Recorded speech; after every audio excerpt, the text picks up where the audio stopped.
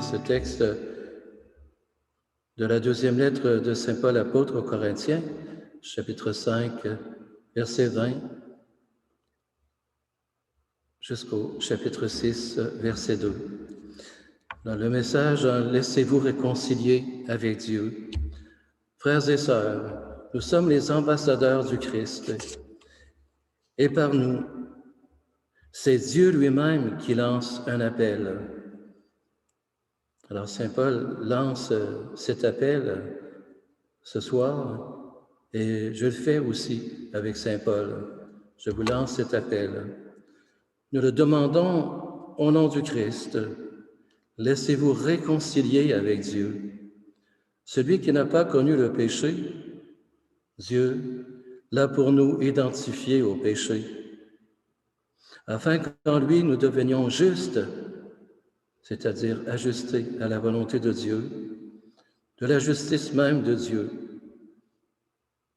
En tant que coopérateurs de Dieu, nous vous exhortons encore à ne pas laisser sans effet la grâce reçue de lui, car il dit dans l'Écriture, « Au moment favorable, je t'ai exaucé. Au jour du salut, je t'ai secouru. Au jour du salut, je t'ai secouru. » Est-ce qu'on croit que le Seigneur nous exauce, qu'il entend nos prières et il vient à notre secours? Le voici maintenant le moment favorable. Le voici maintenant le jour du salut. Parole du Seigneur, nous rendons grâce à Dieu. Alors, chers amis, c'est aujourd'hui que nous pouvons répondre à l'appel de Saint Paul, et je vous lance aussi cet appel de laisser Dieu venir dans vos cœurs. Laissez-vous réconcilier avec Dieu. C'est aujourd'hui que se renouvelle cet appel de Saint Paul.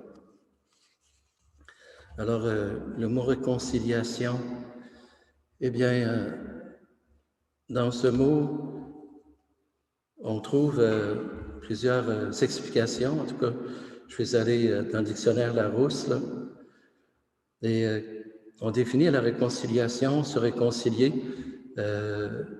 comme par exemple se rétablir dans l'amitié avec une personne, rétablir l'amitié entre deux personnes, se réconcilier avec soi-même aussi. Peut-être qu'à un moment donné, on s'est perdu de vue, on a perdu nos valeurs. Alors, c'est se réconcilier avec soi-même, se réconcilier avec un ennemi.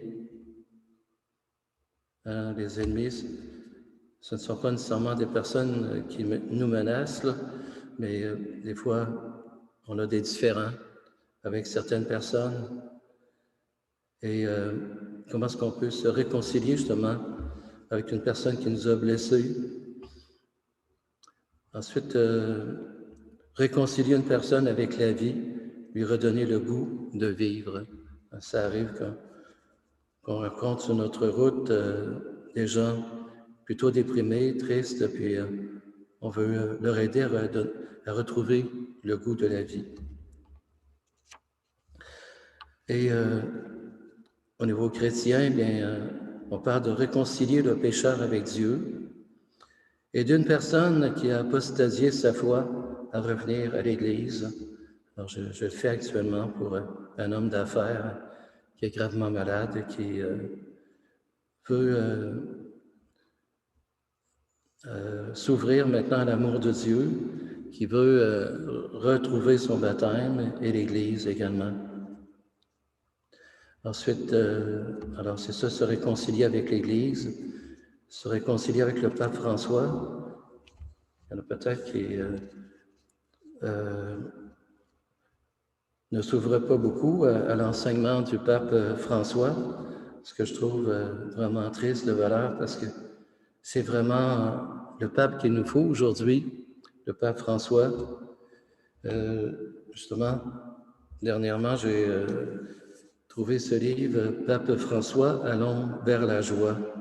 C'est un nouveau livre Et puis, il y a différentes réflexions dans ce livre. Ce n'est pas difficile à lire. Alors, je vais juste l'ouvrir au hasard, ce que ça va dire. Alors, c'est écrit ici, « Sel et lumière de la terre ». Le Seigneur nous a adressé des paroles décisives. Il a dit que votre parole soit celle-ci, oui ou non. Le superflu vient du malin. Alors, être chrétien, c'est illuminer, aider à ce que le message et les êtres ne se corrompent pas. C'est le sel qui protège. Alors, on reconnaît le pape François, que votre oui soit oui, que votre non soit non. Alors, c'est vraiment de très belles réflexions que je vous présente aujourd'hui, ce livre, parce qu'on a besoin de s'alimenter au niveau spirituel. On a besoin de conserver le lien avec Dieu et d'alimenter notre vie avec Dieu. Alors, j'ai apporté aujourd'hui une corde à danser. C'est pas parce que je force la corde à danser que j'ai apporté ça, là. Mais pourquoi j'ai apporté ça? Parce que ça représente un lien. Hein, la corde, là, ça représente le lien. Entre nous, il y a toujours des liens. Le lien qui est invisible, mais le lien qui est bien présent. Alors, il y a un lien entre moi et chacune et chacun d'entre vous ce soir qui m'écoutez. Et ce lien-là, bien, il est là, il est bien présent. Même si c'est moi qui parle, mais vous écoutez, mais il y a une communication entre nous. Et c'est la même chose avec tous les membres de notre famille, au travail, toutes les personnes qu'on rencontre à chaque jour, il y a un lien entre nous. Et comment est-ce qu'on prend soin de ce lien? Comment est-ce qu'on s'en occupe? Est-ce qu'on vraiment on va faire des choses, on va poser des gestes, on va dire des paroles qui vont comme encourager ce lien-là? Est-ce qu'on va justement respecter ce lien? Alors, j'ai apporté ici mon arrosoir. On arrive au printemps bientôt. Il va falloir arroser nos plantes, nos fleurs. C'est la même chose avec le lien que nous avons avec les personnes qui nous entourent. Alors, prendre soin du lien, c'est d'arroser les fleurs. C'est d'être capable de découvrir les bons côtés, les beaux côtés d'une personne, ses qualités, découvrir la vie qui est là, qui nous alimente, qui nous fait grandir. Hein? Alors, le lien, c'est quelque chose de vivant. Il y a ces liens entre les amis, chez les amoureux, entre nous, et il y a bien sûr le lien avec Dieu. Et ce lien, bien, il est important. Comment est-ce qu'on nourrit ce lien à chaque jour? Par la prière, en offrant par exemple ce que nous vivons, nos journées. Et quand on s'éloigne de Dieu, quand à un moment donné, on laisse tomber le lien, hein, on laisse aller, bien, comment est-ce qu'on revient vers Dieu? Et c'est pour ça que l'appel de ce soir par Saint Paul, si vous réconciliez avec Dieu, c'est important, c'est une invitation à reconstruire ce lien avec Dieu dans l'humilité. On pense à ce publicain là, qui était dans le temple, qui était caché en arrière de la colonne, puis qui priait, puis alors il disait, bien, Seigneur, prends pitié de moi, je suis pécheur, je ne mérite pas ton amitié, mais prends pitié de moi. Et c'était la prière à dire justement pour que le Seigneur vienne lui tendre la main, vienne écouter sa prière. Alors c'est ça, quand on laisse aller notre lien avec Dieu, bien comment est-ce qu'on retrouve ce lien? Comment est-ce qu'on revoit le Seigneur dans l'humilité, dans la simplicité? Et pour ça, bien, il faut laisser tomber nos peurs. On a des peurs, chacune et chacun d'entre nous. Et malheureusement, des fois, la peur nous empêche d'avancer, nous bloque dans nos vies. Alors, il faut demander au Seigneur aussi, bien Seigneur, enlève la peur qu'il y a.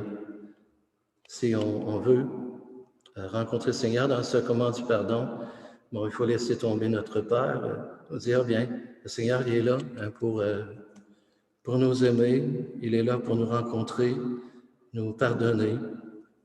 Quand je pense à ma mère qui est décédée, elle avait cessé de se confesser parce que, bon, chez nous, on est 8 enfants.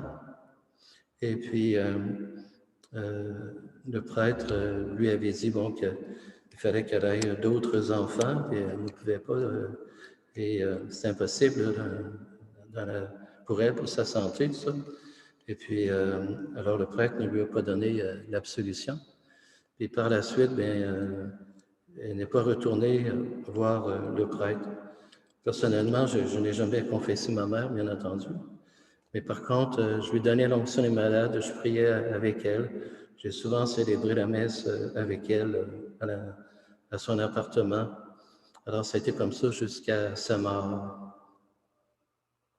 Alors, c'est sûr qu'on a pu vivre des choses qui nous ont blessés autrefois. Puis à un moment donné, bien, il faut comme sortir de ça, laisser tomber la peur, se dire, bien là, ça a changé. Hein, les prêtres maintenant, ce n'est plus comme ça que ça fonctionne. On est là pour accueillir les gens. On est là pour être des bons pasteurs. Même le pape François il a encouragé les prêtres à être miséricordieux, plein de compassion pour les gens qui viennent recevoir le sacrement du pardon. Alors, selon saint Paul, bien, notre relation avec Dieu était rompue. Mais Dieu le Père a envoyé son Fils unique pour nous sauver.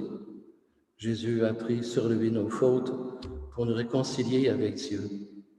Alors souvent, Jésus, il associait la guérison au pardon dans l'Évangile. Il disait, par exemple, ta foi t'a sauvé. Et il a dit ça à la pécheresse là, qui était venue laver ses pieds là, chez le pharisien. Il lui a pardonné ses fautes parce qu'il a beaucoup aimé. Il lui a dit, ta foi t'a sauvé. Et il a dit aussi, pour ce lépreux qui avait été guéri avec 9 autres lépreux, alors ce lépreux était revenu, ce Samaritain était revenu vers Jésus. Jésus lui a dit, ta foi t'a sauvé.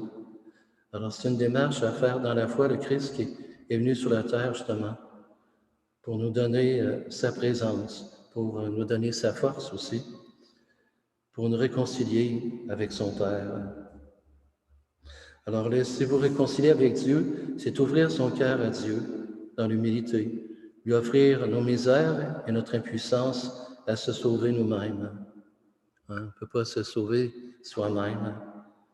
C'est prier comme le publicain dans le temple en disant « Mon Dieu, aie pitié de moi ».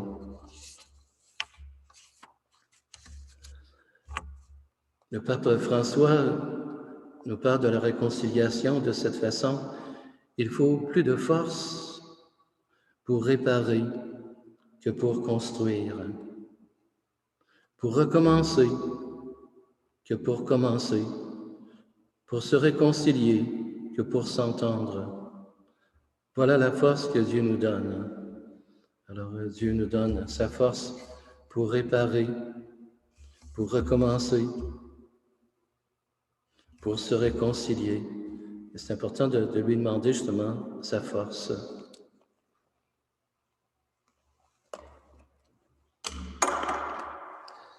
Alors ici, vous avez l'image de Jésus miséricordieux.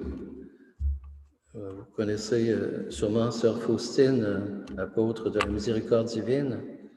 Alors le 22 février 1931, Jésus s'est manifesté à Sœur Faustine en présentant cette image de lui. Il lui a dit « Je présente aux hommes un moyen avec lequel ils doivent venir puiser la grâce à la source de la miséricorde. Ce moyen, c'est cette image, avec l'inscription « Jésus, j'ai confiance en toi ». Je désire qu'on honore cette image dans le monde entier. Je promets que l'âme qui honorera cette image ne sera pas perdue. Je lui permets aussi la victoire sur ses ennemis dès ici-bas, et spécialement à l'heure de sa mort. Moi-même, je les défendrai comme ma propre gloire.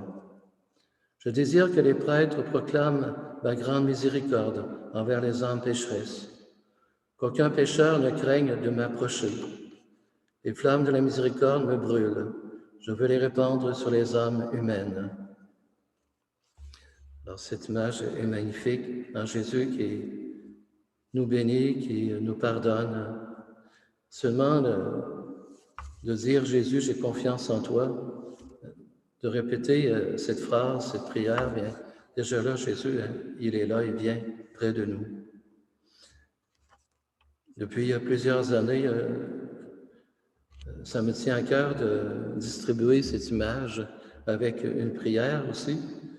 Et après avoir lu justement le journal de Sœur Faustine, bien, il m'était venu cette courte prière et je l'ai donnée à bien des gens, puis des personnes en fin de vie, comme cette semaine, je vais aller donner l'onction des malades à un monsieur, là, puis il ne pouvait pas parler, mais là, je lui ai montré l'image. Une image, bien, ça nous rappelle justement notre foi. Et je lui ai montré cette belle image de Jésus miséricordieux. Et je vous lis ici la prière. Alors, Jésus, j'ai confiance en toi. Aujourd'hui, je t'ouvre la porte de mon cœur et de mon âme. Jésus, viens demeurer en moi. Je t'offre mon passé, mon présent et mon avenir. Tu es le bon pasteur. Tu es la source de l'amour, de l'amitié et du pardon. Tu es le chemin, la vérité et la vie. Jésus, prends-moi dans ton cœur miséricordieux. Je veux aimer comme tu aimes. Jésus, j'ai confiance en toi et je t'offre ma vie. Amen. Et vous connaissez sans doute aussi le chapelet de la Divine Miséricorde. Le pape François, ici, nous donne une autre citation sur la miséricorde. La miséricorde, ce n'est pas faire de l'angélisme, c'est la vérification de notre vraie nature de disciple de Jésus. Une prière à dire chaque jour, « Seigneur, je suis un pécheur, viens avec ta miséricorde. » Quand je suis miséricordieux, je suis un vrai fils du Père, parce que le Père est miséricordieux. Aujourd'hui, bien 19 mars, c'est la grande fête de Saint Joseph, l'époux de Marie et le père adoptif de Jésus. Et dans le texte de l'Évangile d'aujourd'hui, bien, on nous parle de lien. Est-ce que Joseph va conserver le lien avec Marie? Parce que Joseph et Marie étaient mariés. Et à un moment donné, Joseph découvre que la Vierge est enceinte. Et puis, il avait décidé de répudier Marie en secret. Il avait formé ce projet lorsque l'ange du Seigneur lui apparut en songe et lui dit, « Joseph, fils de David, ne crains pas de prendre chez toi Marie, ton épouse. L'enfant qui est engendré en elle vient de l'Esprit Saint. Elle mettra au monde un fils auquel tu donneras le nom de Jésus, c'est-à-dire le Seigneur sauve, car c'est lui qui sauvera son peuple de ses péchés. » Quand Joseph se réveilla, il fit ce que l'ange du Seigneur lui avait prescrit. Alors j'ai ici une petite statuette de Saint Joseph couché. Alors j'en ai donné vraiment plusieurs dans ma vie, là. Et puis Saint Joseph, bien, quand il dort, il a de bonnes idées, parce qu'il est à l'écoute des songes, il est à l'écoute de Dieu, de la volonté de Dieu, c'est un homme juste. Et puis, alors quand il avait pensé répudier Marie en secret, l'ange est venu lui parler dans un songe. L'ange est venu lui dire, bien, ne crains pas, n'aie pas peur. Encore là, tantôt je parlais de la peur, bien, alors l'ange le rassure, puis il lui dit que cet enfant est vraiment l'enfant de Dieu, l'enfant conçu par Marie, mais avec l'Esprit Saint. Alors Joseph, qui est ouvert à Dieu, qui est à l'écoute de ce qui se passe dans sa vie, bien, il va accepter, Marie va accepter l'enfant. Et Joseph, bien, il est inspiré la nuit, mais il se lève aussi. Alors là, je ne pourrais pas le faire marcher, là, mais il se lève, puis il se met dans l'action. Il met tout son être, toute sa personne à faire la volonté de Dieu. Il est à l'écoute de ce qui se passe en lui, mais aussi il agit. Et il va accompagner Marie à Bethléem. Et, encore là, dans un songe, l'ange va lui dire de quitter Bethléem pour sauver l'enfant Jésus, Marie, et d'aller en Égypte, parce qu'Hérode veut tuer l'enfant. Alors, c'est ce qu'il va faire après avoir eu le songe. Tout de suite, il se lève, et puis dans la nuit, il s'en va avec Marie et l'enfant en Égypte pour protéger la Sainte Famille. Puis ensuite, il va faire un autre songe en Égypte, et là, il va revenir en Israël, et puis il va faire un autre songe, l'ange va lui dire d'aller à Nazareth. Alors, il est toujours à l'écoute de Dieu, de ce qui se passe. Il est à l'écoute de l'Esprit Saint. Alors, cette statuette, bien, c'est le pape François qui a commencé à populariser cette statuette parce que quand il a une intention pour l'Église ou une autre intention, il écrit l'intention sur un petit bout de papier et il glisse ça en dessous de Saint-Joseph. Il dit à Saint-Joseph, bien, Saint-Joseph veille sur cette intention, c'est important, puis il le met au travail. Alors, c'est incroyable, je dirais, tout ce que Saint-Joseph a pu donner, justement, comme réponse, que ce soit au pape ou bien moi-même, j'ai encouragé les gens à faire la même chose. Et je me souviens qu'une dame, par exemple, était assez découragée parce qu'elle avait un foyer pour des personnes handicapées, des personnes qui ont des problèmes intellectuels. Puis, alors, la personne qui travaille avec elle devait acheter la maison. Et finalement, c'est pas ce qui est arrivé. La personne a acheté une autre maison et puis est partie avec tous les résidents. Et elle se retrouvait avec une maison vide. Puis là, ça faisait un bout de temps qu'elle se demandait qu'est-ce qui arriverait. Puis là, alors moi, je l'ai rencontré, j'ai béni la maison, je lui ai donné une petite statuette de Saint-Joseph.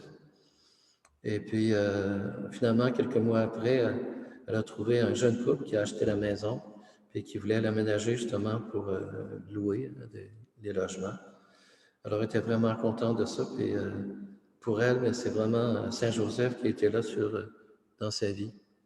Puis, je connais aussi une dame, une romancière, là, qui écrit de magnifiques livres là, avec des valeurs humaines hein, et même spirituelles. Et puis, elle ne trouvait pas d'éditeur pour publier son premier roman. Puis encore là, je lui ai donné une statuette. Puis, alors, quelques mois après, elle a eu un éditeur. Puis là, elle est rendue à son troisième roman maintenant. On a toutes sortes d'intentions, hein, alors que ce soit pour trouver un emploi, guider quelqu'un dans la vie, pour toutes sortes d'intentions. Saint-Joseph, il est là. Et c'est pas pour rien que Stéphane André a été tant exaucé. On a à Montréal le plus grand sanctuaire dédié à Saint-Joseph. Alors Saint-Joseph, bien, il a su garder le lien avec Marie. C'est grâce justement à sa foi hein, qu'il a gardé le lien avec la Vierge Marie. Il n'a pas répudié. Il a fait confiance à Dieu dans tout ça. Alors, il a gardé le lien avec Marie, mais aussi avec l'enfant. Et ce lien s'est renforcé. Même au travers des épreuves, ce lien s'est renforcé entre Joseph, Marie et l'enfant Jésus.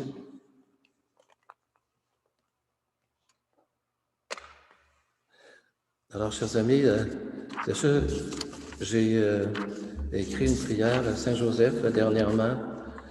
Je vais vous la lire. Bon Saint Joseph, avec ton cœur de père, tu aimes chacun de nous. Tu es un père au courage créatif, un travailleur discret et efficace. Comme un père attentif, tu veilles sur chacun de mes besoins. Apprends-moi à réaliser la volonté de Dieu en étant attentif jour et nuit aux signes que l'Esprit Saint me donne. Guide-moi en ce monde, protège-moi des dangers, protège nos enfants et nos familles. Éclaire mon avenir.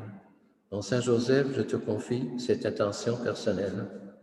Alors aujourd'hui, je voudrais confier tous les papas que nous connaissons, les papas du monde entier, à la fête de Saint-Joseph, que les papas puissent demander le secours de Saint-Joseph, demander son appui, son aide, et puis également pour tous ceux et celles qui jouent un rôle dans l'éducation, les prêtres, alors les diacres, toutes les personnes qui travaillent dans l'éducation, que Saint-Joseph guide toutes ces personnes. Et j'ai écrit une chanson aussi sur Saint-Joseph parce que je trouve que Saint-Joseph est des fois un petit peu mis de côté. On a plusieurs chansons sur la Vierge Marie. Et, alors, dans ce texte, bien justement, je veux indiquer comment est-ce que Joseph, il est bien présent dans nos vies. Il nous enseigne aussi à garder la foi, à garder confiance, à ne pas avoir peur.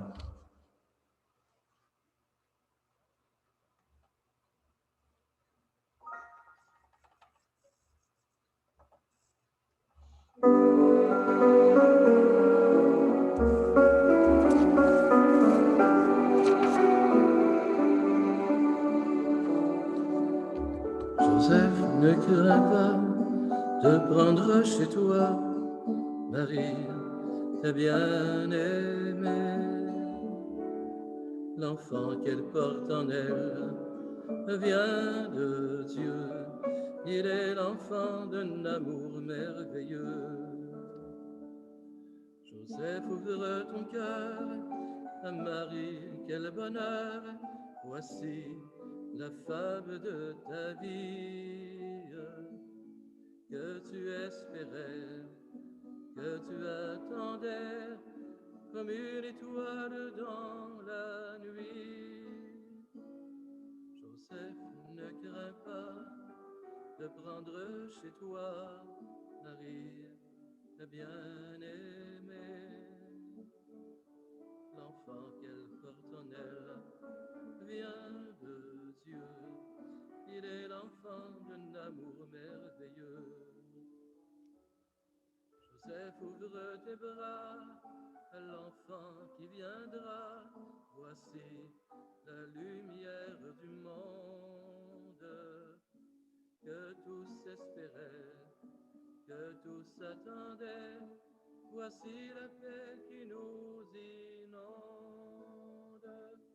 Joseph, ne crains pas de prendre chez toi Marie, ta bien-aimée.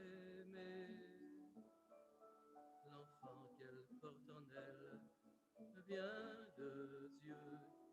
Il est l'enfant d'un amour merveilleux. Joseph, garde la foi malgré ton désarroi. Voici l'enfant de la promesse que tu espérais, que tu attendais. Voici le Dieu de la tendresse. Joseph, ne crains pas de prendre chez toi Marie, ta bien-aimée. L'enfant qu'elle porte en elle vient de Dieu. Il est l'enfant d'un amour merveilleux.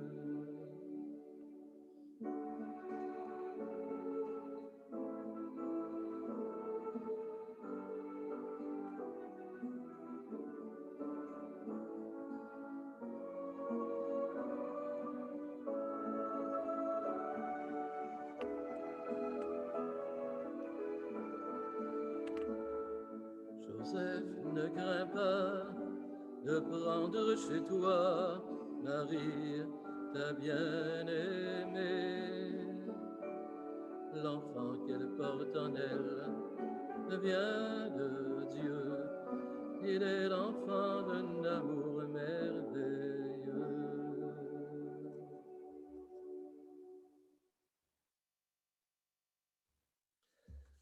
chers amis, bien, c'est ainsi que se termine cet exposé, puis je suis ouvert à recevoir vos commentaires ou vos questions.